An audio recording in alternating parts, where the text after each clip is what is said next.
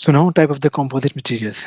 What are the types of the first we are going to categorize on the basis of the matrix materials. Okay, I mean for as soon as you heard the word the composite, you must having thinking about two things, either composite matrix or first matrix and then reinforcement.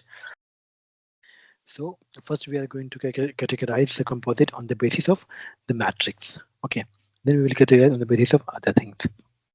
The first one is if we are having the polymer matrix composite, it means the the matrix material must be of having the polymers. So the matrix, the thermosettings or the thermoplastic polymers, these are the just a matrix. Examples: the fiberglass, glass fiber reinforced plastics, which is known as the GFRP, carbon fiber reinforced plastics. Okay, these are the example of polymers having a polymer matrix. So in which matrix are just of having polymers. Applications are aerospace, automobiles, sporting and goods. Okay,